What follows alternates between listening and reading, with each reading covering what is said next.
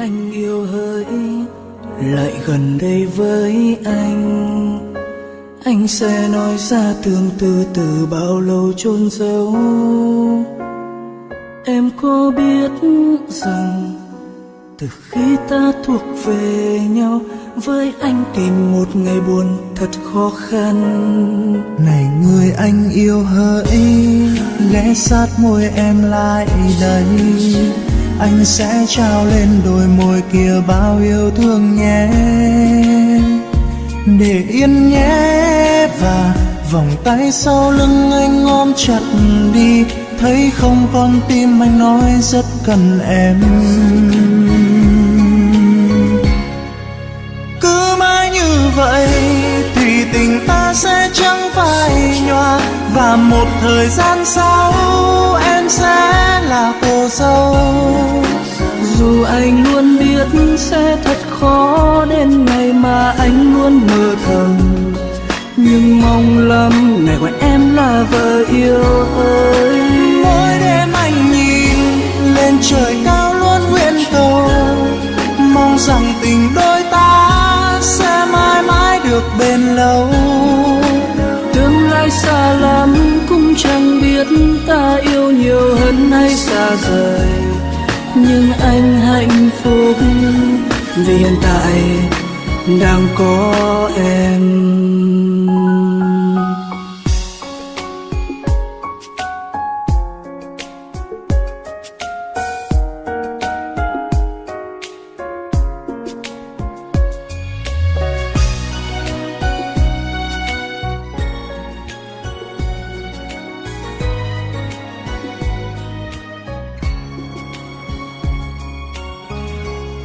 Này người anh yêu hỡi, ghé sát môi em lại đây, anh sẽ trao lên đôi môi kia bao yêu thương nhé.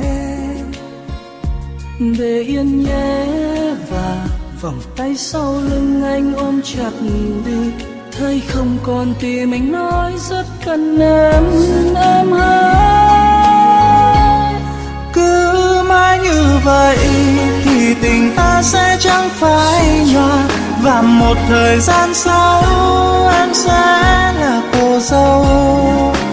Dù anh luôn biết sẽ thật khó đến ngày mà anh luôn mơ thầm, nhưng mong lắm ngày gọi em là vợ yêu ơi. Mỗi đêm anh nhìn lên trời cao luôn nguyện cầu, mong rằng tình đôi ta sẽ mãi mãi được bền lâu.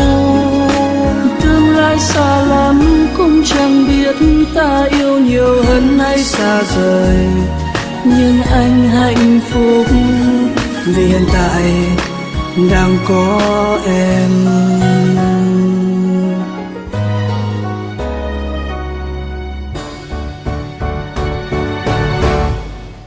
Cứ mãi như vậy thì tình ta sẽ chẳng phai nhòa, và một thời gian sau em sẽ là cô dâu. Dù anh luôn biết sẽ thật khó đến ngày mà anh luôn mơ thầm, nhưng mong lắm ngày gọi em là vợ yêu ơi. Mỗi đêm anh nhìn lên trời cao luôn nguyện cầu, mong rằng tình đôi ta sẽ mãi mãi không đổi thay. Tương lai xa lắm cũng chẳng biết ta yêu nhiều hơn hay xa rời, nhưng anh hạnh phúc vì hiện tại đang có